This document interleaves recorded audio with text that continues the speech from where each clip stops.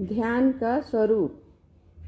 जिनागम के आलोक में ध्यान का स्वरूप।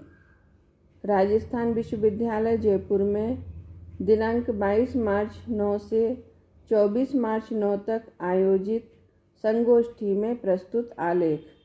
लेखक डॉक्टर हुकुमचंद भारिल, शास्त्री, न्यायतीर्थ, साहित्य रत्न, MA, PhD।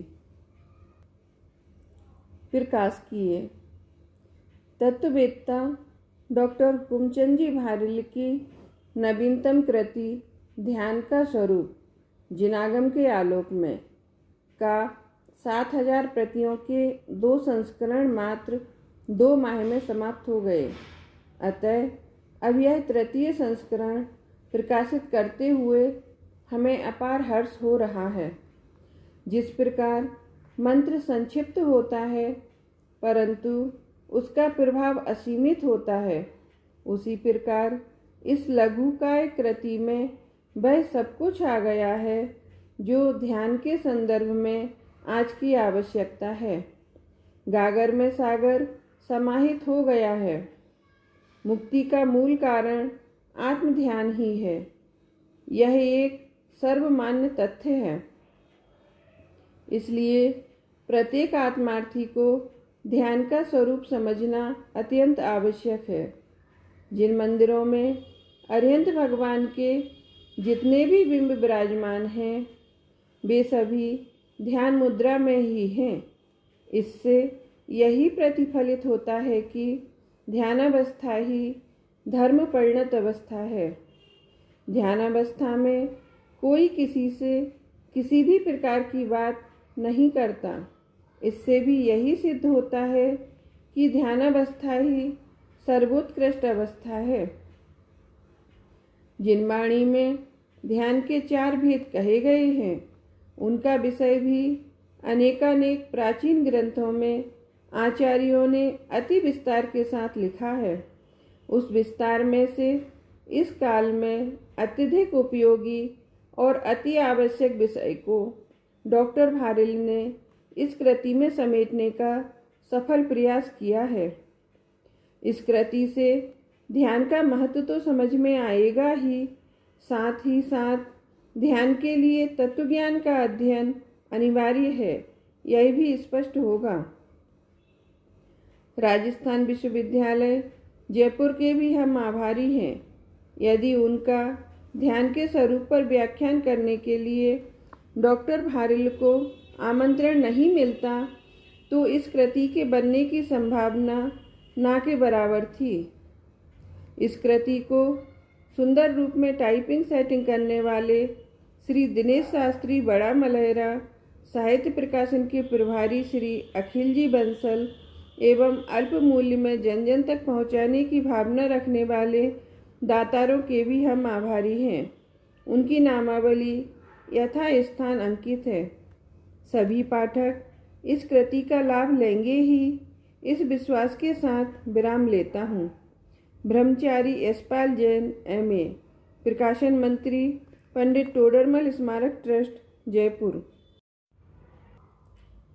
जिनागम के आलोक में ध्यान का स्वरूप। यह एक स्थापित सत्य है कि आज तक जो भी जीव आत्मा से परमात्मा बने हैं, रागी से बीतरागी बने हैं, अल्पज्ञ से सर्वज्ञ बने हैं, सांसारिक सुख दुखों से मुक्त होकर अनंत सुखी हुए हैं, वे सभी ध्यान की अवस्था में ही हुए हैं, आत्मध्यान की अवस्था में ही हुए हैं। अतः मुक्ति के मार्ग में आत्मध्यान की उपयोगिता असंदिग्ध है। जिस ध्यान से यह आत्मा परमात्मा बनता है, उस ध्यान की चर्चा संपूर्ण जैन समाज द्वारा एक स्वर से मान्य आचार्य उमा स्वामी कृत प्राचीनतम ग्रंथराज महाशास्त्र तत्वार्थ सूत्र अपर नाम मोक्ष शास्त्र में इस प्रकार की गई है। उत्तम संहननस्यैकाग्र चिंता निरोधो ध्यान मांतर मुहूर्तात्। उत्तम संहनन वाले के अंतर मुहूर्त तक एकाग्र होकर चिंता का निरोध ध्यान है। उक्त सूत्र तत्वार्थ सूत्र के 9वें अध्याय का 27वां सूत्र है और इसके बाद 44वें सूत्र तक लगातार 18 सूत्रों में विस्तार से ध्यान की चर्चा है। महाशास्त्र तत्वार्थ सूत्र पर विगत 2000 वर्षों में विभिन्न भाषाओं में अनेकानेक टीकाएं लिखी गई हैं, जिनमें संस्कृत भाषा में आचार्य पूज्यपाद देवनंदीकृत सर्वार्थ सिद्धि, आचार्य अकलंक देवकृत तत्वार्थ राजवार्तिक और आचार्य विद्यानंदीकृत श्लोक वार्तिक आदि प्रमुख हैं। कहते हैं कि आचार्य समंतभद्र ने इस महान ग्रंथ पर गंधहस्ती महाभाष्य नामक एक महाभाष्य भी लिखा था, जो आज अनुपलब्ध है। उक्त सभी टीका ग्रंथों में उक्त सूत्रों पर यद्यपि पर्याप्त प्रकाश डाला गया है, तथापि अंतर मात्र संक्षेप व विस्तार का ही है। विषय वस्तु लगभग समान ही है। उक्त संपूर्ण विषय वस्तु के आलोड़न के उपरांत जो तथ्य उभर कर सामने आते हैं, यहाँ उनके संदर्भ में इस विषय पर अनुशीलन अपेक्षित है। उक्त सूत्र में जिस ध्यान को परिभाषित किया गया है, वह उत्तम सहनन वालों के ही होता है। यद्यपि वज्र, वृषभ नाराज, वज्र नाराज और नाराज, इन 3 सहननों को उत्तम सहनन माना गया है, तथापि जिस ध्यान से अष्टकर्मों का विनाश होता है, मोहराग देश का पूर्णतः अभाव होकर पूर्ण वीतरागता प्रकट होती है, सर्वज्ञता प्राप्त होती है, वह ध्यान तो शुक्ल ध्यान है और वह प्रथम सहनन वज्र वृषभ नाराज सहनन वालों के ही होता है, चौथे काल में ही होता है, अभी इस पंचम काल में होता ही नहीं है। उस ध्यान के आरंभ के 2 पाये तो उपश्रम श्रेणी या छपक श्रेणी में होते हैं और शेष 2 पाये क्रमशः 13वें गुणस्थान के अंत में और 14वें गुणस्थान में होते हैं। पृथकत्व वितर्क नामक पहला शुक्ल ध्यान 8वें गुणस्थान में आरंभ होकर छपक श्रेणी वालों के 10वें गुणस्थान तक और उपशम श्रेणी वालों के 11वें गुणस्थान तक होता है। इसके निमित्त से मोहिनी कर्म का क्षय या क्षयोपशम होता है, अर्थात मोहराग देश का अभाव होता है और एकत्व वितर्क नामक दूसरा शुक्ल ध्यान 12वें गुणस्थान में होता है। उसके निमित्त से ज्ञानावरण, दर्शनावरण और अंतराय कर्म का क्षय होता है। इस प्रकार 4 घातीय कर्मों का अभाव आरंभ के 2 शुक्ल ध्यानों से होता है और अघातीय कर्मों का अभाव सूक्ष्म क्रिया प्रतिपाती नामक तीसरे शुक्ल ध्यान और व्यूपरत क्रिया निर्वर्ती नामक चौथे शुक्ल ध्यान से होता है। इस प्रकार यह सुनिश्चित हुआ कि अरहंत और सिद्ध दशा की प्राप्ति का हेतुभूत शुक्ल ध्यान तो इस काल में संभव ही नहीं है। यहाँ एक प्रश्न संभव है कि क्या आप यह कहना चाहते हैं कि मुक्ति प्राप्ति का हेतुभूत ध्यान इस काल में होता ही नहीं है? यदि यह बात सत्य है तो फिर इसका आशय तो यह हुआ कि पंचम काल में मुक्ति मार्ग आरंभ ही नहीं होता। नहीं, ऐसी बात नहीं है, क्योंकि मुक्ति मार्ग तो चौथे गुण स्थान से ही आरंभ हो जाता है। अरे भाई, अकेला शुक्ल ध्यान ही ध्यान नहीं है। ध्यान 4 प्रकार के होते हैं: आर्त ध्यान, रौद्र ध्यान, धर्म ध्यान और शुक्ल ध्यान। इन चारों ध्यानों में प्रत्येक ध्यान के 4-4 भेद हैं। इस प्रकार कुल मिलाकर ध्यान 16 प्रकार के हो जाते हैं। उक्त 4 ध्यानों में आर्त ध्यान और रौद्र ध्यान तो संसार के कारण हैं और अंत के 2 ध्यान अर्थात धर्म ध्यान और शुक्ल ध्यान मुक्ति के कारण हैं। इस प्रकार यह सुनिश्चित होता है कि इस पंचम काल में मुक्ति का हेतुभूत धर्म ध्यान होता है। ध्यान के संदर्भ में उक्त चारों ध्यान और उनके चार चार भेदों का सामान्य ज्ञान होना अत्यंत आवश्यक है, क्योंकि आज ध्यान की चर्चा तो बहुत होती है, पर उसके स्वरूप को बहुत कम लोग जानते हैं। ध्यान ध्यान सब कोई कहे, ध्यान न जाने कोय। ध्यान पंथ जाने बिना ध्यान कहाँ से हुए। दुख पीड़ा रूप चिंतवन आर्त ध्यान है। अनिष्ट संयोगज, इष्ट वियोगज, वेदनाजन्य और निदानज के भेद से आर्त ध्यान चार प्रकार का होता है। अनिष्ट पदार्थों के संयोग होने पर उन्हें दूर करने के लिए होने वाला प्रबल चिंतवन अनिष्ट संयोगज नामक आर्त ध्यान है। इष्ट पदार्थों के वियोग होने पर उन्हें प्राप्त करने के लिए होने वाला प्रबल चिंतवन इष्ट वियोगज नामक आर्त ध्यान है। वेदना अर्थात रोग जनित पीड़ा होने पर उसे दूर करने के लिए होने वाला संक्लेश परिणाम रूप प्रबल चिंतवन वेदनाजन आर्त ध्यान है। भविष्यकाल संबंधी विषयों की प्राप्ति की कामना में चित्त का तल्लीन होना निदानज आर्त ध्यान है।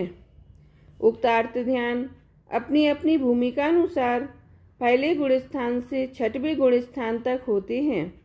ध्यान रहे छठवें गुण स्थान में निदान नामक आर्त ध्यान नहीं होता, शेष तीन आर्त ध्यान होते हैं।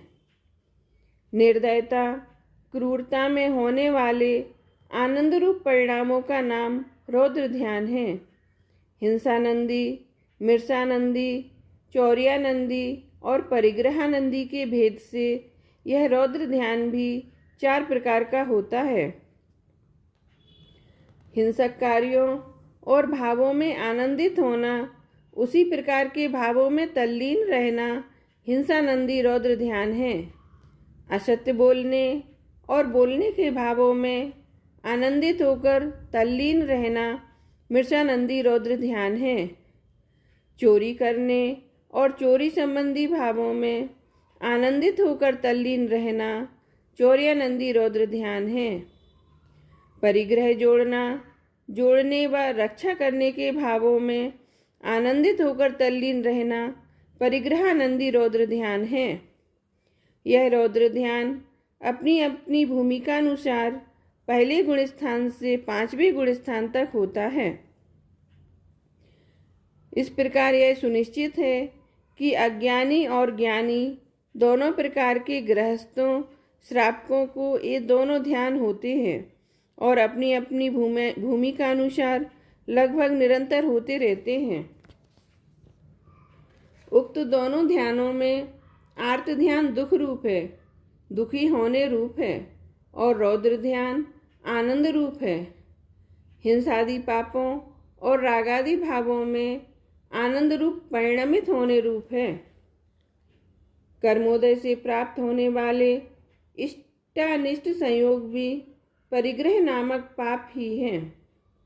अनुकूल संयोगों में आनंदित होना भी परिग्रहानंदी रौद्र ध्यान है। उक्त दोनों ध्यानों में अज्ञानियों के आर्त ध्यान को त्रियंच गति का और रौद्र ध्यान को नरक गति का कारण माना गया है। सोचने की बात यह है कि जब हम ध्यान के संबंध में बात करते हैं या सोचते हैं या उसकी आवश्यकता बताते हैं, ध्यान करने की प्रेरणा देते हैं, उपयोगिता समझाते हैं, आजकल होने वाले तत्संबंधी क्रियाकलापों में जुड़ने की बात करते हैं, ध्यान का अभ्यास करने की बात करते हैं, तब क्या हमारे ध्यान में यह बात स्पष्ट होती है कि ये आर्त ध्यान और रौद्र ध्यान भी ध्यान है तथा ये ध्यान त्रियंच और नरक गति के बंध के कारण हैं। इसी प्रकार जब हम ऐसे संयोगों में घिरे होते हैं जिन्हें हम नहीं चाहते हैं, जो हमें अनिष्ट लगते हैं, उन्हें दूर करने के या उनसे बचने के बारे में सोच रहे होते हैं, भले ही हम उन्हें न मारें पर मर जावें तो अच्छा है, ऐसा सोच रहे होते हैं, किसी बीमारी से कष्ट में होते हैं और उसके बारे में ही सोचते रहते हैं, या फिर मैंने यह अच्छा कार्य किया है, इसके फल में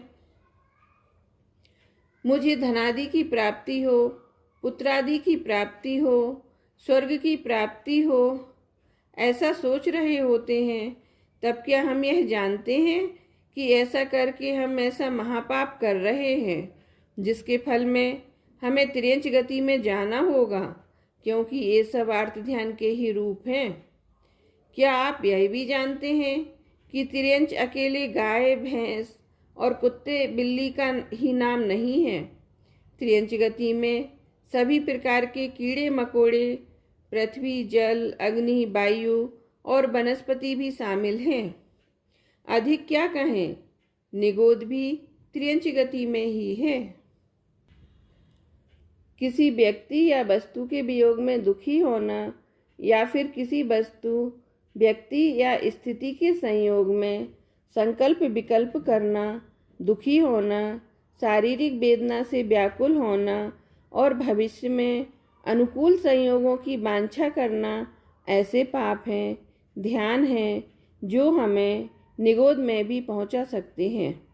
इसी प्रकार जब हम किसी के विनाश या विपत्ति को देखकर आनंदित होते हैं, झूठ बोलकर आनंदित होते हैं, इनकम टैक्स, सेल टैक्स आदि की चोरी करके आनंदित होते हैं, परिग्रह को जोड़कर आनंदित होते हैं, तब भी क्या हम यह सोच पाते हैं कि हमारी यह वृत्ति, प्रवृत्ति रौद्र ध्यान है, जो नरक गति का कारण है। भले ही हमने किसी को ना मारा हो, मारने वाला आतंकवादी भी ही क्यों ना हो, पर उसकी मौत के समाचार सुनकर आनंदित होना हिंसानंदी रौद्र ध्यान है। इसी प्रकार हमने झूठ ना बोला हो, चोरी नहीं की हो, पैसा भी न्यायपूर्वक ही क्यों ना कमाया हो, तब भी यदि हम उक्त कार्यों को देखकर, जानकर, उक्त संयोगों को पाकर आनंदित होते हैं, तो हमारे बे आनंद रूप परिणाम क्रमशः मिर्सानंदी, चौर्यानंदी और परिग्रहानंदी रौद्र ध्यान हैं, जो हमें सीधे नरक में ले जा सकते हैं।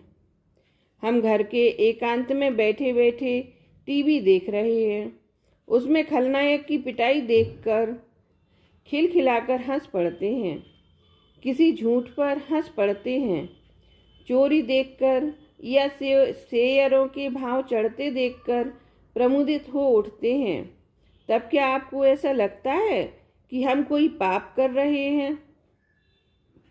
आप तो यही सोचते हैं कि हम एकदम शांत बैठे हैं, किसी का भला बुरा कुछ भी नहीं कर रहे हैं, किंतु आपको पता होना चाहिए कि आप रौद्र ध्यान कर रहे हैं, जो आपको नरक में ले जा सकता है। कुछ लोग कहते हैं कि हमारा दिल तो बहुत कमज़ोर है, जब कोई भावुक दृश्य आता है तो हमारी आंखों में आंसू आ जाते हैं। हिंसादि के दृश्य तो हमसे देखे भी नहीं जाते। वे ऐसा मानते हैं कि हम तो बहुत धर्मात्मा हैं। पर भाई साहब, आपका यह रोना धोना आर्त ध्यान है, जो आपको न केवल पशुगति में ले जा सकता है, निगोद का कारण भी बन सकता है।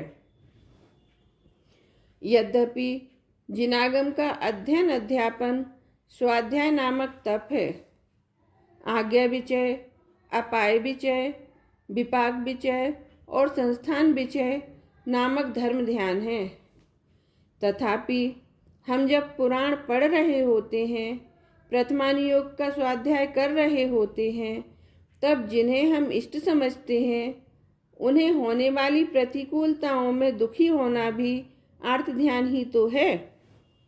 इसी प्रकार जो हमें ठीक नहीं लगते, उनके बंधन में प्रमुदित होना भी तो हिंसानंदी रौद्र ध्यान ही है। रावण या दुर्योधन के वध में आनंदित होना भी तो रौद्र ध्यान का ही एक रूप है। जो प्रथमान योग के शास्त्र वैराग्य के निमित्त हैं, हम अपने अज्ञान से उन्हें पढ़कर भी आर्त रौद्र ध्यान रूप परिणमित होते हैं। आप कह सकते हैं कि इस प्रकार तो देवशास्त्र गुरु के वियोग में दुखी होना भी आर्त ध्यान में आएगा। यह तो आप जानते ही हैं कि ये इष्ट वियोगज और अनिष्ट संयोगज जैसे आर्त ध्यान 6वें गुण स्थान तक नग्न दिगंबर भावलिंगी मुनिराजों को भी होते हैं। उनके तो तीर्थंकरों के वियोग, अपने गुरुओं के वियोग, शिष्यों के वियोग में होने वाले दुखी परिणाम ही आर्त ध्यान रूप होंगे, क्योंकि अन्य कोई तो उन्हें इष्ट होता ही नहीं है। प्रश्न, क्या उनका यह आर्त ध्यान भी तिर्यंच गति का कारण होगा? उत्तर, नहीं, कदापि नहीं। यह तो हम पहले लिख चुके हैं कि अज्ञानियों के आर्त रौद्र ध्यान क्रमशः तिर्यंच व नरक गति के कारण हैं, ज्ञानियों के नहीं। यह तो जिरागम में स्पष्ट ही है कि सम्यक दृष्टि ज्ञानी जीव नरक व तिर्यंच गति में नहीं जाते। रत्नकंठ श्रावकाचार में स्वामी समंत भद्राचार्य लिखते हैं, जो जीव सम्यक दर्शन से शुद्ध है वे यदि व्रत रहित हों तब भी नरक और तिर्यंच गति में नहीं जाते, स्त्री व नपुंसक नहीं होते, दुष्कुल में पैदा नहीं होते, विकृत शरीर वाले नहीं होते, अल्पायु नहीं होते और दरिद्री भी नहीं होते। प्रश्न, आपने कहा कि अज्ञानियों के आर्त रौद्र ध्यान संसार के कारण हैं, तिर्यंच व नरक गति के कारण हैं, और अज्ञानियों के धर्म ध्यान व शुक्ल ध्यान होते नहीं हैं। उक्त कथनानुसार तो सभी अज्ञानियों को तिर्यंच और नरक गति में ही जाना चाहिए, पर हमने तो शास्त्रों में पढ़ा है कि अज्ञानी द्रव्यलिंगी मुनि 90 ग्रेवेयक तक जाते हैं। उत्तर, अरे भाई, 9 ग्रेवेयक भी तो संसार में ही हैं। आर्त और रौद्र ध्यान वाले सभी अज्ञानी नरक व तिर्यंच गति में ही जाते हैं। यह बात नहीं है, क्योंकि फिर तो उनका चतुर्गति भ्रमण भी संभव नहीं होगा। अभव्य भी तो चारों गतियों में परिभ्रमण करता है। जिस समय आर्त रौद्र ध्यान तिर्यंच और नरक आयु कर्म के बंध के योग्य तीव्रता में होते हैं, उसी समय तिर्यंच व नरक आयु का बंध होता है। इसी अपेक्षा से उन्हें तिर्यंच व नरक गति का कारण कहा गया है। दुख रूप आर्त ध्यान और आनंद रूप रौद्र ध्यान के संदर्भ में आप यह कह सकते हैं कि गजब हो गया, हंसे तो पाप और रोएं तो पाप, आखिर हम करें तो करें क्या? अरे भाई, धर्म तो वीतराग भाव का नाम है, सहज ज्ञाता दृष्टा भाव का नाम है। इस जगत में सहज भाव से जो कुछ भी देखने जानने में आवे उसे सहज वीतराग भाव से जान लें, देख लें। यही आत्मधर्म है। सुख शांति प्राप्त करने का तो एकमात्र यही उपाय है। इन बातों पर तो किसी का ध्यान है ही नहीं, हो भी कैसे, क्योंकि ये आर्त ध्यान और रौद्र ध्यान भी ध्यान है। एक तो इस बात का पता ही नहीं है, दूसरे यदि शास्त्रों में पढ़ भी लिया है, विद्वानों से सुन भी लिया है, तो भी अंदर से ऐसे आभास फील ही नहीं हुआ कि ये भी ध्यान है। जब भी ध्यान करने की बात चलती है तो पद्मासन से बैठ जाएं, रीढ़ की हड्डी को सीधी रखें, आती जाती सांसों को देखें, ऐसी बातें ही होती हैं। पर भाई, ये तो सब जड़ शरीर की क्रियाएं हैं, इनसे आत्मा के ध्यान का क्या संबंध हो सकता है? जब ध्यान से लाभ की बात आएगी तो यही कहा जाएगा कि इससे रक्तचाप ठीक हो जाता है, मधुमेह में लाभ होता है, नाड़ी संस्थान भी स्वस्थ हो जाता है, आदि न जाने कितने लाभ गिनाए जाएंगे। कहा जाएगा करके तो देखिए, 6 माह में आपका काया पलट हो जाएगा। आप घोड़े जैसे दौड़ने लगेंगे। जैन धर्म में जिस ध्यान के गीत गाए गए हैं उसका फल काया से मुक्त होना है या काया पलट करना। अरे भाई, मृत्यु होने पर काया तो बदल ही जाती है, असली काया पलट तो हो ही जाता है। घोड़े से दौड़कर क्या आदमी से घोड़ा बनना है? जिस धर्म में यह कहा गया हो कि देह जुदा आत्म जुदा, यही तत्व का सार, बाकी जो कुछ और है याही का विस्तार। क्या उस धर्म में, धर्म ध्यान में देह को ही संभालते रहना, उसकी चिंता में ही मग्न रहना धर्म हो सकता है? 6 नाला में साफ साफ लिखा है, देह जीव को एक गिने बहिरात्म तत्व मुधा है। शरीर और आत्मा को एक मानना बहिरात्मपन मिथ्यात्व है। शरीर और आत्मा को एक मानने वाले तत्व के संदर्भ में मूर्ख है, मिथ्या दृष्टि है। जो ध्यान विदेही होने के लिए था, आज वह देह को ठीक कर रहा है, देह की संभाल कर रहा है। जिस ध्यान में देह देवल में विराजमान पर देह से भिन्न भगवान आत्मा का ध्यान करना अभीष्ट था, आज उसी ध्यान में देह का ध्यान रखने का पाठ पढ़ाया जा रहा है। धर्म सहित ध्यान को धर्म ध्यान कहते हैं। धर्म माने वस्तु का स्वभाव और ध्यान माने एकाग्रता। वस्तु स्वभाव की ओर एकाग्रता ही धर्म ध्यान है। यह धर्म ध्यान भी 4 प्रकार का है, आज्ञा विचय, अपाय विचय, विपाक विचय और संस्थान विचय।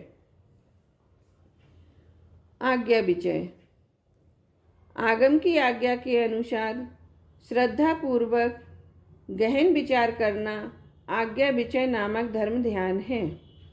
बहुत से विषय ऐसे हैं जिन्हें सीधे जानना संभव नहीं है, जैसे जमीकंद में अनंत जीव हैं।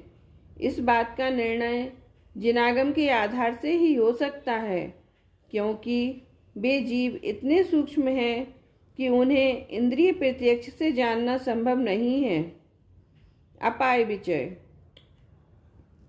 मिथ्या दर्शन, ज्ञान चारित्र, संसार के कारण होने से मुक्ति मार्ग के अपाय विरोधी हैं। अज्ञानी जीव इस अपाय से कैसे बचें, इस बात का प्रबल चिंतन अपाय विचय नामक इस धर्म ध्यान का दूसरा नाम उपाय विचय भी है, क्योंकि इसमें मुक्ति प्राप्त करने के उपाय का भी गंभीर चिंतन होता है। मुक्ति के उपाय रूप सम्यक दर्शन, ज्ञान चारित्र का विचार होता है। उक्त के संदर्भ में किया गया गहन तत्व विचार ही अपाय विचय या उपाय विचय नामक धर्म ध्यान है। विपाक विचय, कर्मों के विपाक के संदर्भ में विचार करना विपाक विचय नामक धर्म ध्यान है। कौन से कर्म का विपाक या उदय कब होता है, उसका क्या फल है आदि संपूर्ण कर्म विषयक गहरा चिंतन इस विपाक विचय नामक धर्म ध्यान में आता है। संस्थान विचय, जिनागम में प्रतिपादित लोक का क्या आकार है, ऊर्ध्वलोक, अधोलोक और मध्यलोक की रचना आदि जैन धर्म संबंधी भूगोल का विचार संस्थान विचय नामक धर्म ध्यान है। जिनागम के आधार पर प्राप्त जानकारी के अनुसार उक्त सभी प्रकार के चिंतन विकल्पात्मक होने से व्यवहार धर्म ध्यान है। निश्चय धर्म ध्यान तो देशनालब्धि पूर्वक जाने हुए निज भगवान आत्मा का अवलोकन करना, जानना और उसी में उपयोग को एकाग्र करना है। विशेष विचार करने की बात यह है कि शुक्ल ध्यान पंचम काल में किसी को भी तथा गृहस्थों को चौथे काल में भी नहीं होता और आर्त ध्यान व रौद्र ध्यान करने योग्य नहीं है। अब बचा मात्र धर्म ध्यान, जो इस पंचम काल में ज्ञानी सम्यक दृष्टि गृहस्थों के भी संभव है। मिथ्या दृष्टियों को धर्म ध्यान नहीं होता। आज जब भी ध्यान की चर्चा चलती है तब उक्त आज्ञा विचय आदि 4 प्रकार के धर्म ध्यानों की तो बात ही नहीं होती, तथा यह धर्म ध्यान सम्यक दृष्टियों को ही होता है, इस बात पर भी ध्यान नहीं दिया जाता। उक्त चारों प्रकार के धर्म ध्यानों की विषय वस्तु की ओर ध्यान दें तो एक बात स्पष्ट होती है कि जिनागम के अध्ययन बिना धर्म ध्यान संभव ही नहीं है, क्योंकि जिनाज्ञा जाने बिना आज्ञा विचय धर्म ध्यान कैसे होगा। सम्यक दर्शन, सम्यक ज्ञान और सम्यक चारित्र रूप मुक्ति मार्ग को समझे बिना अपाय विचय धर्म ध्यान संभव नहीं है। इसी प्रकार जिसमें कर्म सिद्धांत और त्रिलोक की रचना का निरूपण है, उसी करणानि योग के ग्रंथों के अभ्यास बिना विपाक विचय और संस्थान विचय धर्म ध्यान कैसे होंगे। क्या ध्यान का अभ्यास कराने वाले जिनागम की उक्त विषय वस्तु से परिचित हैं? यदि हैं तो भी क्या वे ध्यानार्थियों को उक्त विषयों का अध्ययन कराते हैं? नहीं तो फिर यह कैसा धर्म ध्यान है। यदि निश्चय धर्म ध्यान की बात करें तो निश्चय धर्म ध्यान में जिस भगवान आत्मा का ध्यान किया जाता है, उस भगवान आत्मा के स्वरूप को जानना अत्यंत आवश्यक है। आचार्य कुंद कृत समय सार में शरीर आदि पर पदार्थों से भिन्न अपने में उत्पन्न होने वाले रागादि विकारी भावों से अन्य विकारी अविकारी समस्त पर्यायों से पार और गुण भेद से भी भिन्न जिस आत्मा की चर्चा है, निश्चय धर्म ध्यान और शुक्ल ध्यान का ध्येय तो वह भगवान आत्मा है। ध्यान करने की प्रेरणा देने के पहले क्या उस भगवान आत्मा का स्वरूप समझना समझाना आवश्यक नहीं है। जिस ध्यान से केवल ज्ञान की प्राप्ति होती है, जो साक्षात धर्म स्वरूप है, उस ध्यान को समझने समझाने के लिए ध्यान ध्याता ध्येय और ध्यान का फल जानना आवश्यक ही नहीं, अनिवार्य है। ध्याता तो चौथे गुण स्थान से 14वें गुण स्थान तक के जीव हैं। ध्येय उक्त ज्ञानानंद स्वभावी त्रिकाली ध्रुव भगवान आत्मा है। ध्यान उक्त त्रिकाली ध्रुव भगवान आत्मा में उपयोग का स्थिर होना है और ध्यान का फल अतीन्द्रियानंद की प्राप्ति है, मोहराग द्वेष से मुक्त होना है। आज होने वाले ध्यान में ये सब बातें दूर दूर तक भी दिखाई नहीं देती। उक्त 4 बातों में सबसे पहले सर्वाधिक महत्वपूर्ण बात ध्याता और ध्येय को समझना है। यह ऊपर ही कहा जा चुका है कि ध्याता सम्यक दृष्टि जीव ही होते हैं। वर्णादि और रागादि से भिन्न जिस निज रूप भगवान आत्मा में आत्मानुभूति पूर्वक अपनापन स्थापित होने का नाम सम्यक दर्शन है, वही निज रूप भगवान आत्मा ध्यान का ध्येय होता है। अतः यह सुनिश्चित ही है कि सम्यक दर्शन की प्राप्ति और ध्यान करने के लिए उक्त श्रद्धेय व ध्येय आत्मा को जानना अत्यंत आवश्यक है। इसका भाव यह है कि उक्त भगवान आत्मा न केवल श्रद्धेय और ध्येय ही है, अपितु परम ज्ञेय भी वही है, क्योंकि सम्यक दर्शन ज्ञान चारित्र रूप मोक्षमार्ग की प्राप्ति उक्त भगवान आत्मा के ज्ञान श्रद्धान और ध्यान चारित्र से ही संभव है। अतः कक्षाएं या शिविर तो उस भगवान आत्मा को सही रूप में समझने समझाने के लिए लगाना आवश्यक है, ना कि ध्यान सिखाने के लिए। ध्यान का अभ्यास कराने के लिए। सम्यक दर्शन के बिना ध्यान कैसे होगा, और ध्येय का सम्यक निर्णय हुए बिना ध्यान किसका होगा। ध्यान करने का अभ्यास करने की आवश्यकता नहीं है, क्योंकि ध्यान तो हम निरंतर करते ही हैं। पत्नी पति का और पति पत्नी का ध्यान रखते ही है। डॉक्टर मरीजों का, दुकानदार ग्राहकों का, यहाँ तक कि मजदूर अपने काम का ध्यान रखते ही हैं। यदि ड्राइवर गाड़ी चलाते समय ध्यान ना रखे तो क्या होगा, इसकी कल्पना की जा सकती है। अरे भाई, ध्यान के बिना तो एक कप चाय भी नहीं बन सकती। यदि ध्यान नहीं रखा जाएगा तो चूल्हे पर चढ़ा दूध उबल सकता है, तवे पर पड़ी रोटी जल सकती है। कहाँ तक कहें, ध्यान के बिना तो इस जगत में कोई भी काम नहीं होता। यही कारण है सभी लोग अपने अपने काम का ध्यान रखते ही हैं।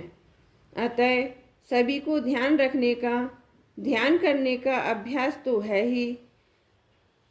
आवश्यकता ध्यान के अभ्यास करने की नहीं, ध्येय को बदलने की है, निज आत्मरूप ध्येय को समझने की है।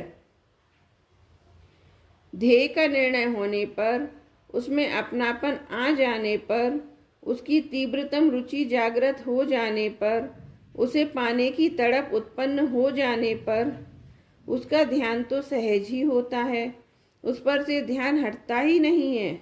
इसीलिए तो कहा गया है कि ध्यान यत्न साध्य नहीं, सहज साध्य है। एक महाविद्यालय में छात्र और छात्राएं साथ साथ अध्ययन करते थे। एक छात्र और एक छात्रा में परस्पर स्नेह हो गया। समान लोगों का सतत सम्मिलन एक दूसरे को आकर्षित करता ही है। परिचय को प्रेम में बदलते देर नहीं लगती। हुआ भी ऐसा ही। उन दोनों ने जीवन में पति पत्नी के रूप में साथ साथ रहने का संकल्प कर लिया। कसमें खा ली कि शादी करेंगे तो आपस में ही करेंगे, अन्यथा कसमें तो खा ली, पर अपने इस संकल्प को अपने अपने माँ बाप को बताने का साहस न जुटा सके और दिन रात यूं ही बीतने लगे। यद्यपि इस बात की चर्चा उन्होंने किसी से भी नहीं की, तथापि चंचल नैन छुपे न छुपाए की नीति के अनुसार बात छुपी न रह सकी। उनके माँ बाप तक भी यह बात पहुंच ही गई। माँ बाप समझदार थे। वे यह अच्छी तरह जानते थे कि यदि हमने कुछ किया तो होने जाने वाला तो कुछ है नहीं। हाँ, हम खलनायक अवश्य बन जाएंगे।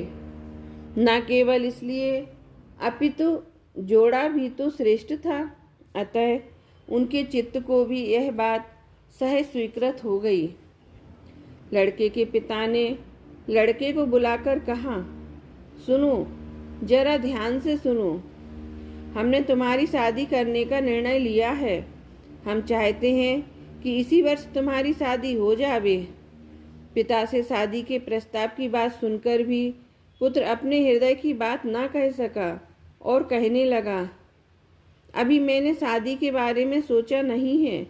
अभी तो पढ़ाई पूरी करनी है, उसके बाद काम पर भी तो लगना है। उसके बाद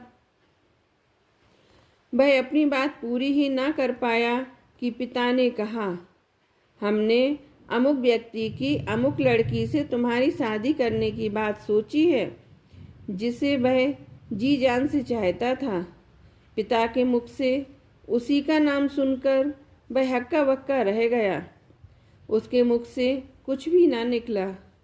पिता ने अपनी बात को आगे बढ़ाते हुए कहा, मैं चाहता था कि तुम भी उसे देख लो, मिल लो। मुझे विश्वास है तुम्हें वह पसंद आएगी। अभी अभी उसने शादी करने से इनकार किया था। यह बात न जाने कहाँ चली गई और वह अत्यंत विनम्रता से कहने लगा, जब आपने देख लिया है तो मुझे क्या देखना। आपकी अनुभवी दृष्टि के सामने मैं समझता भी क्या हूँ। आप जो कुछ भी करेंगे वह ठीक ही होगा। वह अपनी बात पूरी भी ना कर पाया था कि पिताजी कहने लगे, ये तो ठीक है, पर एक निगाह तुम भी डाल लेते तो ठीक रहता। नहीं नहीं, मुझे कुछ भी नहीं देखना है। जब पुत्र ने यह कहा तो पिताजी कहने लगे, सुनो, अभी 2-4 दिन में ही सगाई पक्की कर देंगे, ठीक है? ठीक है नहीं, पूरी बात सुनो। सगाई तो अभी कर देंगे, पर शादी 4 माह बाद मई जून में ही हो पाएगी। ठीक है, जब आप ठीक समझें। पर हमारी एक शर्त है कि जब तक शादी ना हो तब तक तुम दोनों एक दूसरे के घर के चक्कर नहीं लगाओगे। ठीक है, और भी सुनो, चिट्ठी पत्री भी नहीं चलेगी। ठीक है, कोई बात नहीं।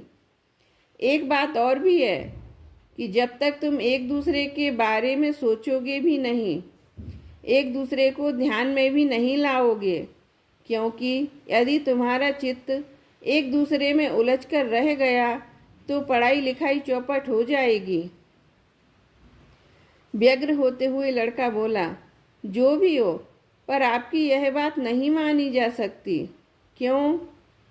क्योंकि यह बात हमारे हाथ में नहीं है।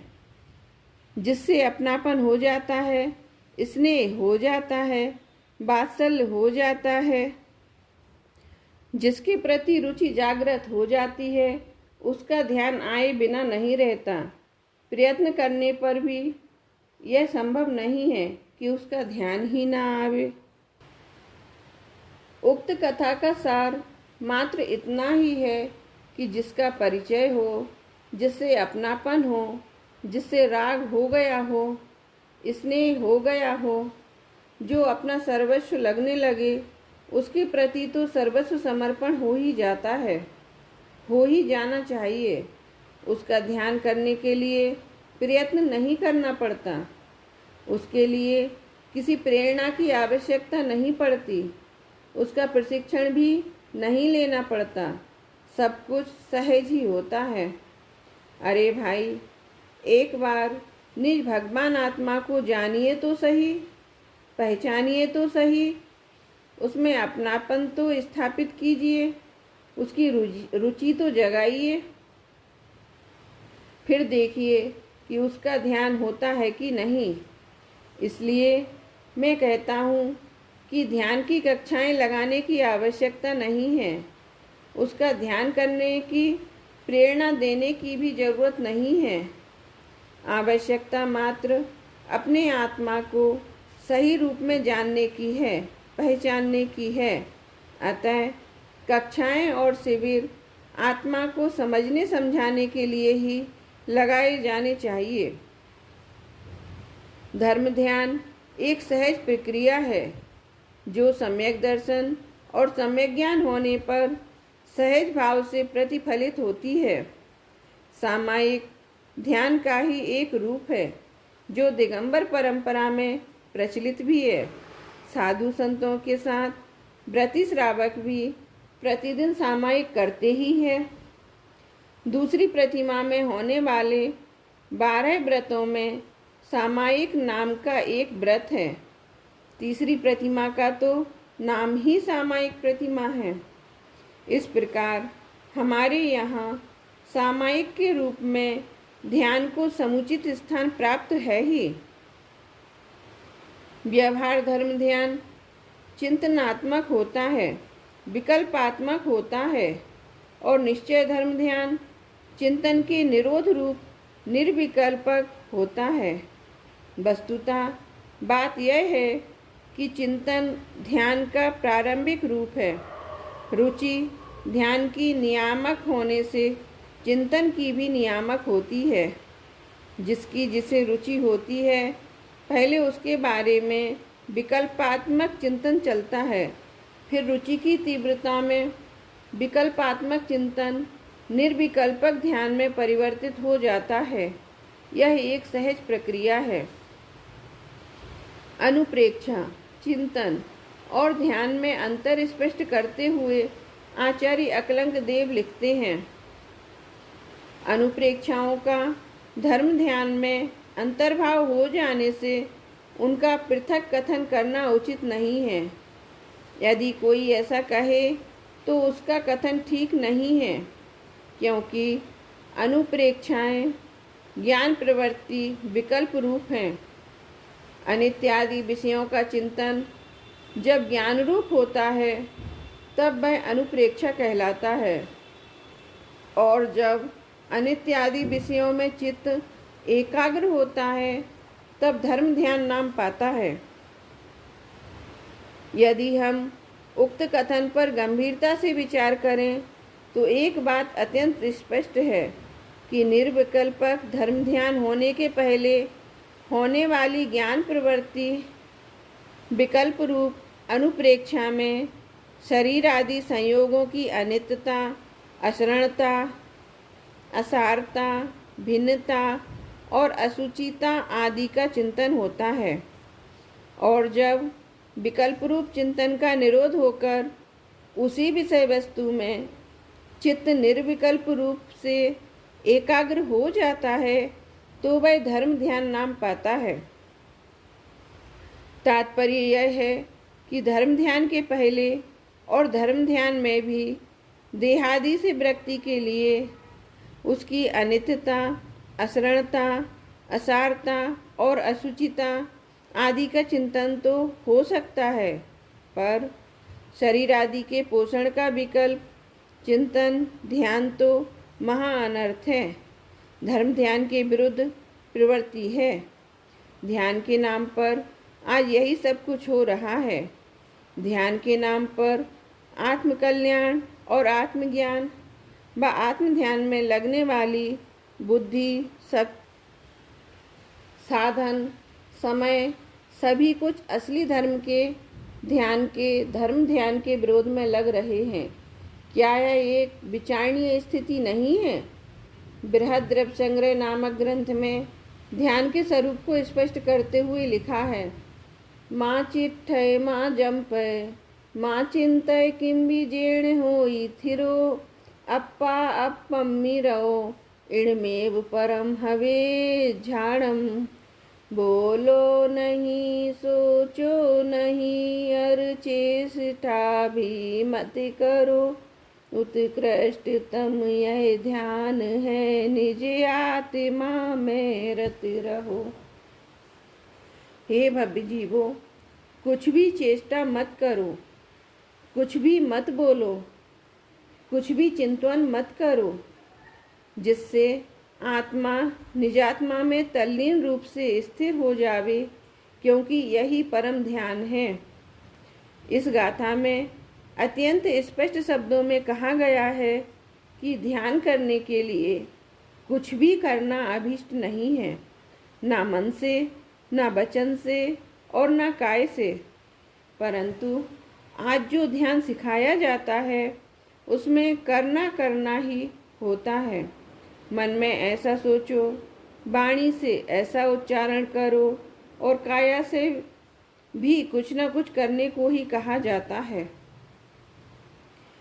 यहाँ कोई कह सकता है कि मन वचन काय से कुछ नहीं करने के लिए भी तो मन वचन काय की क्रिया को रोकना होगा, रोकने का काम तो करना ही होगा।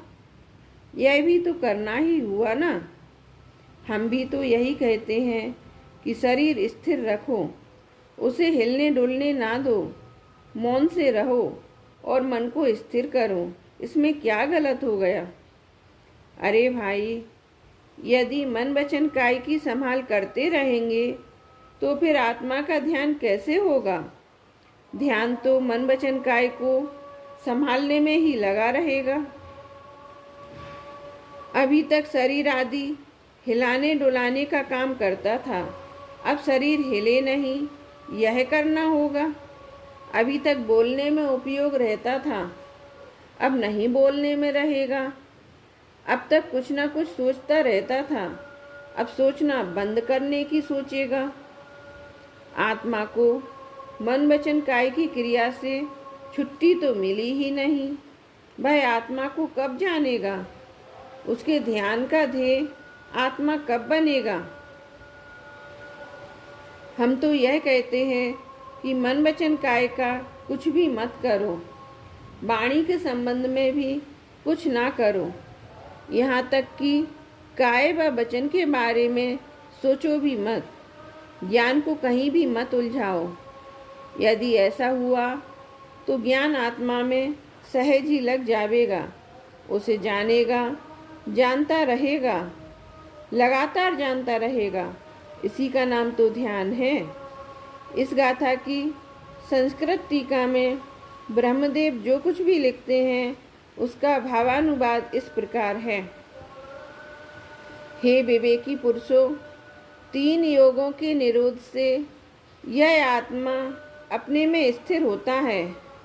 इसलिए नित्य निरंजन और निष्क्रिय ऐसे निशुद्धात्मा की अनुभूति को रोकने वाले शुभाशुभ चेष्टा रूप काय व्यापार, शुभाशुभ अंतर बहिर्जल्प रूप वचन व्यापार और शुभाशुभ विकल्प जाल रूप चित्त व्यापार को भी किंचित भी मत करो।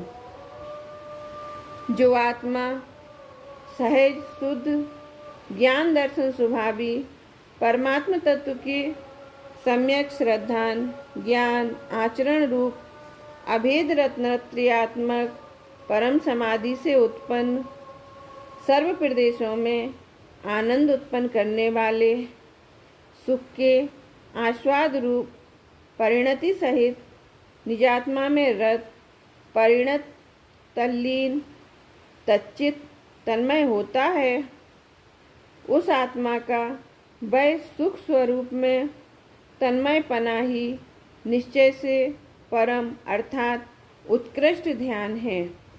उस परम ध्यान में स्थित जीवों को जिस वीतराग परमानंद रूप सुख का प्रतिभास होता है वही निश्चय मोक्ष मार्ग स्वरूप है। वह अन्य किस किस पर्यायवाची नामों से कहा जाता है वही कहते हैं। वही शुद्धात्म स्वरूप है, वही परमात्म स्वरूप है, वही एक देश प्रगटता रूप विवक्षित एक देश शुद्ध निश्चय नय से स्व शुद्धात्मा के संवेदन से उत्पन्न सुखामृत रूपी जल के सरोवर में रागादि मल रहित होने के कारण परम हंस स्वरूप है।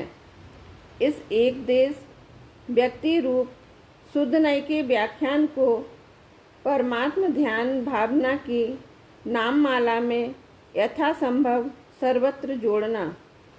वही पर ब्रह्म स्वरूप है, वही परम विष्णु स्वरूप है, वही परम शिव स्वरूप है, वही परम बुद्ध स्वरूप है, वही परम जिन स्वरूप है, वही परम स्वात्मोप लब्धि लक्षण सिद्ध स्वरूप है, वही निरंजन स्वरूप है, वही निर्मल स्वरूप है, वही स्वसंवेदन ज्ञान है, वही परम तत्व ज्ञान है, वही शुद्धात्म दर्शन है, वही परमावस्था स्वरूप है, वही परमात्मा का दर्शन है, वही परमात्मा का ज्ञान है, वही परमावस्था स्वरूप परमात्मा का स्पर्शन है, वही ध्येयभूत शुद्ध पारिणामिक भाव रूप है, वही ध्यान भावना स्वरूप है,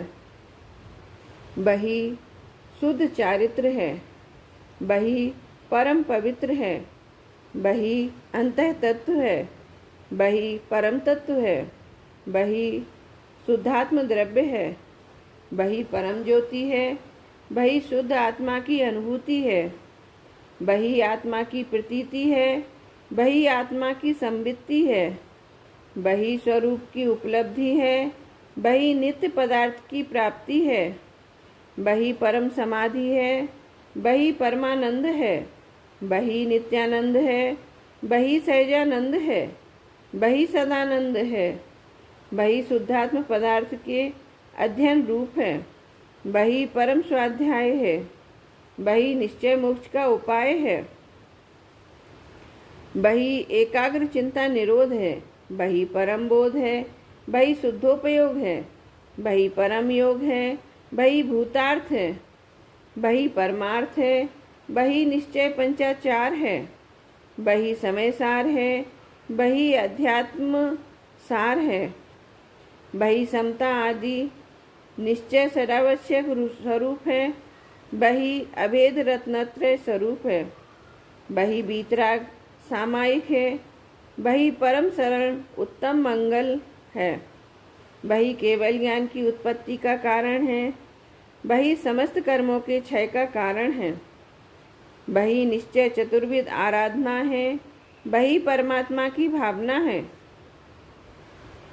वही शुद्धात्मा की भावना से उत्पन्न सुख की अनुभूति परम कला है, वही दिव्य कला है, वही परम अद्वैत है, वही परम अमृत रूप परम धर्म ध्यान है, वही शुक्ल ध्यान है, वही रागादि विकल्प रहित ध्यान है, वही निष्कल ध्यान है, वही परम स्वास्थ्य है, वही परम वीतराग पना है, वही परम साम्य है, वही परम एकत्व है, वही परम भेद ज्ञान है, वही परम समरसी भाव है इत्यादि समस्त रागादि विकल्प उपाधि से रहित परम आह्लाद रूप एक सुख जिसका लक्षण है, ऐसे ध्यान रूप निश्चय मोक्ष मार्ग के वाचक अन्य भी पर्यायवाची नाम परमात्म तत्व के ज्ञानियों द्वारा जानने योग्य हैं। जैन दर्शन में जिस ध्यान के गीत गाए हैं वह तो यही निश्चय धर्म ध्यान है, जिसे जिनागम में उक्त नामों से पुकारा जाता है। उक्त स्वरूपाचरण या शुद्धोपयोग रूप ध्यान की चर्चा छह ढाला नामक ग्रंथ में पंडित दौलत राम जी इस प्रकार करते हैं।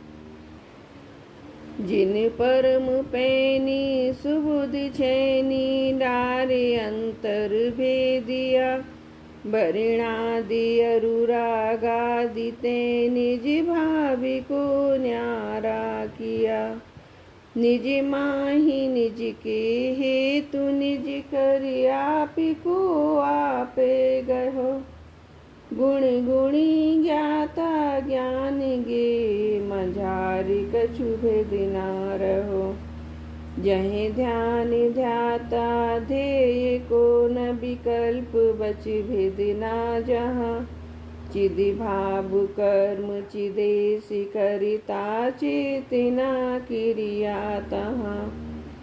तीनों अभिन्न अखिन्न सुध उपयोग की निश्चली दशा। प्रगति जहाँ दृग ज्ञान व्रते तीन धाये कैलसा। परिमाणी नयन निक्षेपी को न उद्योति अनुभव में दिखे। दृग ज्ञान सुख बलमय सदा नहीं आने भावी जुमो बिसे। मैं साधि साधक में अबाधक कर में अरुत सुफल नीते। चिति पिंडी चंडी अखंड सुगुण करंड च्युति पुनि कलनीते। यों चिंत निज में थिर भय तिनि अकथि जो आनंद लहो। सो इंद्र नाग नरेंद्र भाई मिंद्र के नाही कहो। तब ही शुक्ल ध्यानाग्नि करी चौघाति विधि कानन दहो। सब लख्यो केवल ज्ञान करी भविलोकी को शिवि मगी कहो। उक्त चार छंदों में स्वानुभूति स्वरूपाचरण या शुद्धोपयोग रूप ध्यान की संपूर्ण प्रक्रिया को अति संक्षेप में प्रस्तुत कर दिया गया है। सबसे पहले तो जिन अध्यात्म के अध्ययन से वर्ण आदि पर पदार्थों और रागादि विकारी भावों से भिन्न निज भगवान आत्मा को भली भांति जाने पहचाने, तदुपरांत बुद्धि रूपी अत्यंत तीक्ष्ण छैनी से प्रज्ञा छैनी से वर्णादि और रागादि से भिन्न निज भाव रूप भगवान आत्मा को भिन्न करें, भिन्न जाने, भिन्न अनुभव करें। तात्पर्य यह है कि इन वर्णादि और रागादि से भिन्न अपने आत्मा में अपनापन करें, अपने आत्मा को निज रूप अनुभव करें। यह अनुभव करने का कार्य, स्वयं को ग्रहण करने का कार्य अपने में ही होगा, अपने लिए ही होगा और अपने द्वारा ही होगा। जब ऐसा होगा तब गुण गुणी और ज्ञाता ज्ञान ज्ञेय में कोई अंतर ही नहीं रह जाएगा। ध्यान ध्याता और ध्येय का विकल्प भी समाप्त हो जाएगा, वचन भेद भी न रहेगा। तब चैतन्य भाव ही कार्य होगा, चिदेश आत्मा ही कर्ता होगा और ज्ञान दर्शन चेतना ही क्रिया होगी। कर्ता कर्म क्रिया का भेद भी नहीं रहेगा, तीनों अभिन्न हो जाएंगे। उसमें कोई खेद ना रहेगा, खिन्नता ना रहेगी। शुद्धोपयोग रूप निश्चल दशा प्रकट होगी और दर्शन ज्ञान चारित्र ये तीन होकर भी एक रूप में ही शोभायमान होंगे। जब समय सार में यह प्रश्न उपस्थित किया गया कि प्रज्ञा छेनी से अपने आत्मा को विभक्त करने की आपकी आज्ञा तो हमें स्वीकार है, पर उक्त निज भगवान आत्मा को ग्रहण कैसे करें? ग्रहण करने का साधन क्या है? क्या उसके लिए कुछ करना नहीं पड़ेगा? अन्य कोई साधन नहीं जुटाना पड़ेगा? तब उत्तर दिया गया कि जिसे भांति प्रज्ञा छेनी से पर से विभक्ति की आई से, उस भांति प्रज्ञा छेनी से ही अरे ग्रहण करो इसे। अरे भाई, जिस प्रज्ञा छेनी से इस भगवान आत्मा को पर से भिन्न जाना है, उसी प्रज्ञा छेनी से ही अपने आत्मा का ग्रहण होगा, अनुभव होगा, ध्यान होगा। अन्य किसी साधन की कोई अपेक्षा नहीं है। इसी प्रकार जिस विधि से पर से भिन्नता की गई है, उसी विधि से भगवान आत्मा का ग्रहण होगा। अन्य कोई विधि खोजने की आवश्यकता नहीं है, अन्य कोई प्रक्रिया अपनाने की आवश्यकता नहीं है। अरे भाई, असली धर्म तो यही है, असली ध्यान तो यही है, असली धर्म ध्यान तो यही है। प्रश्न: आप कहते हैं कि ध्यान की कक्षाएं चलाने की आवश्यकता नहीं है, ध्यान के शिविर लगाने की भी आवश्यकता नहीं है। यदि ध्यान की कक्षाएं नहीं चलाएंगे, ध्यान के शिविर नहीं लगाएंगे, तो फिर लोग ध्यान करना सीखेंगे कैसे? उत्तर: कक्षाएं ज्ञान की लगती हैं, ध्यान की नहीं। शिविर भी ज्ञान के चलाए जाने चाहिए, ध्यान के नहीं। पठन पाठन की व्यवस्था तो मुनि संघों में भी होती रही है और श्रावकों के लिए तो होती ही है, होनी भी चाहिए, परंतु ध्यान के संदर्भ में ऐसी कोई परंपरा नहीं है। भगवान महावीर से आज तक कभी कहीं कोई ध्यान करने की विधि सिखाने की बात पढ़ने सुनने में नहीं आई। स्वयं में स्थिर हुए सम्यक ज्ञान का नाम ध्यान है। आत्मा के ज्ञान होने के उपरांत ध्यान के लिए अलग कुछ सीखने की आवश्यकता नहीं रहती। ध्यान तो एकदम व्यक्तिगत चीज है, उसके लिए तो एकदम शांत एकांत स्थान चाहिए और शिविरों के लिए तो भीड़ भाड़ ही चाहिए। ध्यान करने के लिए तो हमारे सभी तीर्थंकर, गणधर देव और साधुगण निर्जंतु एकांत बनखंड खोजते रहे हैं, पर्वत की चोटियों को चुनते रहे हैं। यही कारण है कि हमारे लगभग सभी सिद्ध क्षेत्र साधना पर्वत की चोटियों पर हैं। आखिर ये तीर्थ क्षेत्र हैं क्या? जहाँ बैठकर हमारे तीर्थंकरों ने, गणधरों ने, संतों ने आत्म साधना की, आत्मा का ध्यान किया, उन स्थानों को ही तो तीर्थ कहते हैं। उक्त संदर्भ में लेखक की अन्य कृति शाश्वत तीर्थधाम सम्मित शिखर का स्वाध्याय करना चाहिए। ध्यान के संदर्भ में उक्त कृति में समागत निम्नांकित कथन द्रष्टव्य हैं। जब यह बात कही जाती है तो एक प्रश्न फिर खड़ा हो जाता है कि हमारे तीर्थंकरों ने, हमारे संतों ने आत्म साधना के लिए ऐसे निर्जन स्थान ही क्यों चुने? इसलिए कि हमारा धर्म बीतरागी धर्म है, आत्मज्ञान और आत्म ध्यान का धर्म है। आत्म ध्यान के लिए एकांत स्थान ही सर्वाधिक उपयोगी होता है।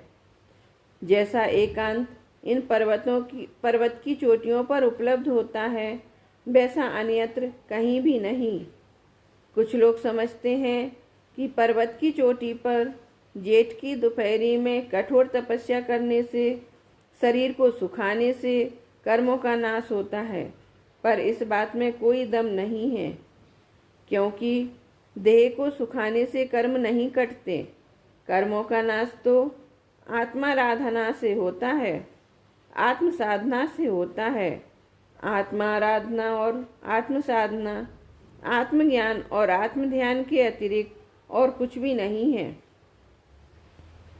पर और पर्याय से भिन्न त्रिकाली ध्रुव निज भगवान आत्मा के जानने का नाम ही आत्मज्ञान है, सम्यक ज्ञान है। उसमें ही अपनापन स्थापित होने का नाम सम्यक दर्शन है, और उसमें ही लीन हो जाने, समा जाने का नाम सम्यक चारित्र है। यह सम्यक चारित्र वस्तुतः तो आत्म ध्यान रूप ही होता है। इसमें शरीर के सुखाने को कहीं कोई स्थान नहीं है। यदि यह बात है तो फिर वही प्रश्न फिर उभर कर आता है कि हमारे तीर्थंकर और साधुजनों ने ऐसा स्थान और इतना प्रतिकूल वातावरण ध्यान के लिए क्यों चुना? हम देखते हैं कि सम्मित शिखर के जिस स्थान से तीर्थंकरों ने मुक्ति प्राप्त की है, वहाँ कहीं कहीं तो इतना भी स्थान नहीं है कि कोई दूसरा व्यक्ति खड़ा भी हो सके। चोटियों को देखकर लगता है कि सभी स्थान लगभग ऐसे ही रहे होंगे। यह बात अलग है कि आज हमने अपनी सुविधा के लिए उन्हें कुछ इस प्रकार परिवर्तित कर दिया है कि जिससे कुछ लोग वहाँ एकत्रित हो जाते हैं। वस्तुतः बात यह है कि हमारे संत ध्यान के लिए, बैठने के लिए भी ऐसा ही स्थान चुनते हैं कि जहाँ बगल में कोई दूसरा व्यक्ति बैठ ही ना सके, क्योंकि बगल में यदि कोई दूसरा बैठेगा तो वह बात किए बिना नहीं रहेगा, और वे किसी से बात करना ही नहीं चाहते हैं। बातचीत पर से जोड़ती है, और पर का संपर्क ध्यान की सबसे बड़ी बाधा है। एक तो कोई व्यक्ति पर्वत की इतनी ऊंचाई पर जाएगा ही नहीं, जाएगा भी तो जब उसे बगल में बैठने की जगह ही ना होगी, तब बगल में बैठेगा कैसे? इस प्रकार पर्वत की चोटी पर उन्हें सहज ही एकांत उपलब्ध हो जाता है। इसी प्रकार वे तेज धूप में भी किसी वृक्ष की छाया में ना बैठकर ध्यान के लिए पूर्ण निरावरण धूप में ही बैठते हैं। तपती जेठ की दोपहरी में यदि किसी सघन वृक्ष की छाया में बैठेंगे तो न सही कोई मनुष्य, पर पशु पक्षी ही अगल बगल में आ बैठेंगे। उनके द्वारा भी आत्म ध्यान में बाधा हो सकती है। इस बाधा से बचने के लिए ही वे धूप में बैठते हैं, धूप से कर्म जलाने के लिए नहीं। आज हम वातानुकूलित कक्षों में बैठकर सामूहिक रूप से ध्यान करने की बात करते हैं। क्या हमारे पूर्व पुरुषों के पास वातानुकूलित कक्ष नहीं थे? यदि थे तो फिर वे ध्यान करने के लिए पर्वतों की चोटियों पर क्यों गए? भयंकर गर्मी और हड्डियों को गला देने वाली सर्दी में नग्न दिगंबर दशा में खुले आकाश में ध्यान करने क्यों बैठे? इस पर कुछ लोग कहते हैं कि आप तो व्यर्थ ही आलोचना करते हैं। वातानुकूलित कक्ष में सर्दी गर्मी की बाधा नहीं रहती और मक्खी मच्छरों का उपद्रव भी नहीं होता, अतः ध्यान करने में सुविधा रहती है, मन लग जाता है। हमारे पूर्वजों के ध्यान को मक्खी मच्छर तो क्या, और सांप और शेर जैसे क्रूर पशु भी विखंडित नहीं कर सके, उन्हें ध्यान से विचलित नहीं कर सके, और हम मक्खी मच्छर से भी विचलित होने लगे। हमारे पूर्वज तो सर्दी गर्मी से भी कभी विचलित नहीं हुए। उनके माथे पर तो सिगड़ी तक जला दी गई, पर वे तो अडिग ही रहे। पर हमें आत्मा का ध्यान करने के लिए भी वातानुकूलित कमरे चाहिए। ध्यान को सीखने सिखाने की आवश्यकता नहीं है, क्योंकि जिस वस्तु में अपनापन आ जाता है, जिसके प्रति रुचि जागृत हो जाती है, उसका ध्यान तो सहज ही होता है। यदि हम चाहें भी कि हमें उसका ध्यान ना आवे, तब भी हम उसके ध्यान से नहीं बच सकते। प्रश्न: यह तो ठीक ही है कि ध्येय अर्थात ध्यान करने योग्य पदार्थ तो एकमात्र त्रिकाली ध्रुव निज भगवान आत्मा ही है। तथापि प्राथमिक अवस्था में अभ्यास के लिए तो किसी भी पर पदार्थ पर उपयोग केंद्रित किया जा सकता है। उत्तर: नहीं, पर प्राथमिक अवस्था वालों के लिए तो बृहद्रव्य संग्रह में यह लिखा है, प्राथमिक पुरुषों की अपेक्षा से सविकल्प अवस्था में विषय और कषाय दूर करने के लिए और चित्त को स्थिर करने के लिए पंच परमेष्ठी आदि पर द्रव्य भी ध्येय होते हैं। तत्पश्चात जब अभ्यास के बस से चित्त स्थिर हो जाता है, तब शुद्ध बुद्ध एक स्वभावी निशुद्धात्मा का स्वरूप ही ध्येय होता है। उक्त कथन से यह अत्यंत स्पष्ट है कि पंच परमेष्ठी और उनके द्वारा प्रतिपादित जिनागम में प्रतिपादित वस्तु व्यवस्था भी धर्म ध्यान का ध्येय ध्यान देने योग्य हो सकती है। आज्ञा विचय, अपाय विचय, विपाक विचय और संस्थान विचय रूप धर्म ध्यानों की विषय वस्तु से यह बात सिद्ध होती है, परंतु शारीरिक स्वास्थ्य के लिए किए गए प्रयासों को तो धर्म ध्यान किसी भी रूप में नहीं माना जा सकता। रयणसार में आचार्य कुंद लिखते हैं कि शास्त्रों का अध्ययन ही ध्यान है, क्योंकि उसी से पंचेंद्रियों और कषायों का निग्रह होता है। इसलिए इस पंचम काल में प्रवचनसार अर्थात जिनागम का ही अभ्यास करना चाहिए। इस प्रकार हम देखते हैं कि पंचम काल में अर्थात इस युग में तो विशेषकर गृहस्थों के लिए अध्ययन ही मुख्य है। प्रश्न: ध्यान करने के लिए आसन कौन सा होना चाहिए? उत्तर: उक्त संदर्भ में आचार्य जिनसेन लिखते हैं, ध्यान बैठकर, खड़े रहकर और लेटकर भी किया जा सकता है। शरीर की जो भी अवस्था ध्यान की विरोध करने वाली ना हो, उस अवस्था में अपनी सुविधानुसार ध्यान किया जा सकता है। यदि किसी व्यक्ति की स्थिति खड़े होने या बैठने की ना हो, तो क्या वह आत्म ध्यान से वंचित हो जाएगा? नहीं, कदापि नहीं। सभी ध्यानार्थी निज भगवान आत्मा का स्वरूप समझकर उसमें ही अपनापन स्थापित कर उसमें ही जम जावें, रम जावें और अनंत सुख शांति प्राप्त करें। इसी मंगल भावना के साथ विराम लेता हूँ। शुद्धात्मा के आश्रय से सच्चा धर्म ध्यान आज भी होता है। आध्यात्मिक सत्पुरुष श्री कांजी स्वामी। शुद्धात्मा के आश्रय से सच्चा धर्म ध्यान आज भी होता है। साक्षात केवल ज्ञान और मोक्ष जिससे होता है, ऐसा शुक्ल ध्यान आज नहीं होता। परंतु जिससे शुद्ध सम्यक दर्शन ज्ञान चारित्र प्रकट होते हैं, ऐसा निश्चय धर्म ध्यान तो आज भी होता है। आज धर्म ध्यान का भी जो निषेध करता है, वह मोक्ष मार्ग का भी निषेध करता है और आत्मा की शुद्धि का भी निषेध करता है। भाई, अपने आत्मा में उपयोग को जोड़। जिस प्रकार पर विषयों को ध्येय बनाकर उनमें उपयोग को एकाग्र करता है, उसी प्रकार अपने आत्मा को अंतर में ध्येय बनाकर स्व विषय में उपयोग को एकाग्र कर। इस प्रकार तुझे धर्म ध्यान होगा। इस धर्म ध्यान से जो सम्यक दर्शन ज्ञान चारित्र रूप शुद्धता प्रकट होती है, वह धर्म है, वह मोक्ष मार्ग है। हे भाई, ऐसे मोक्ष मार्ग को आज प्रारंभ कर देगा तो एकाध भाव में पूरा हो जाएगा। यदि आज उसका निषेध करेगा और विषयों में प्रवर्तेगा तो तुझे मोक्ष मार्ग कहाँ से होगा। चौथे काल में भी आत्मा में उपयोग की एकाग्रता के बिना मोक्ष मार्ग नहीं होता था।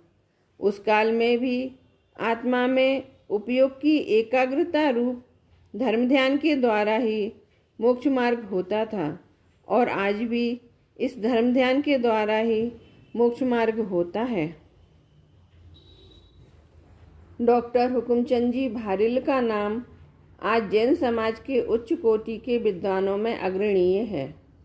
ज्येष्ठ कृष्णा अष्टमी विक्रम संवत 1992 तदनुसार शनिवार दिनांक 25 मई 1935 को ललितपुर उत्तर प्रदेश जिले के बड़ौदा स्वामी ग्राम के एक धार्मिक जैन परिवार में जन्मे डॉक्टर भारिल शास्त्री न्याय तीर्थ, साहित्य रत्न तथा MA PhD हैं। समाज द्वारा विद्या वारिधि, महामहोपाध्याय, विद्या वाचस्पति, परमागम विशारद, तत्ववेत्ता, अध्यात्म शिरोमणि, वाणी विभूषण, जैन रत्न, बुंदेलखंड गौरव आदि अनेक उपाधियों से समय समय पर आपको विभूषित किया गया है। सरल, सुबोध, तर्कसंगत एवं आकर्षक शैली के प्रवचनकार डॉक्टर भारिल आज सर्वाधिक लोकप्रिय आध्यात्मिक प्रवक्ता हैं। उन्हें सुनने देश विदेश में हजारों श्रोता निरंतर उत्सुक रहते हैं। आध्यात्मिक जगत में ऐसा कोई घर ना होगा जहाँ प्रतिदिन आपके प्रवचनों के कैसेट ना सुने जाते हों तथा आपका साहित्य उपलब्ध ना हो। धर्म प्रचारार्थ आप 26 बार विदेश यात्राएं भी कर चुके हैं। जैन जगत में सर्वाधिक पढ़े जाने वाले डॉक्टर भारिल ने अब तक छोटी बड़ी 72 पुस्तकें लिखी हैं और अनेक ग्रंथों का संपादन किया है, जिनकी सूची अंदर प्रकाशित की गई। आपको यह जानकर आश्चर्य होगा कि अब तक 8 भाषाओं में प्रकाशित आपकी कृतियाँ 42 लाख से भी अधिक की संख्या में जन जन तक पहुँच चुकी हैं। सर्वाधिक बिक्री वाले जैन आध्यात्मिक मासिक वितरक विज्ञान हिंदी तथा मराठी के आप संपादक हैं। श्री टोडरमल स्मारक भवन की छत के नीचे चलने वाली विभिन्न संस्थाओं की समस्त गतिविधियों के संचालन में आपका महत्वपूर्ण योगदान है। वर्तमान में आप श्री अखिल भारतवर्षीय दिगंबर जैन विद्वत परिषद के अध्यक्ष तथा पंडित टोडरमल स्मारक ट्रस्ट जयपुर के महामंत्री हैं।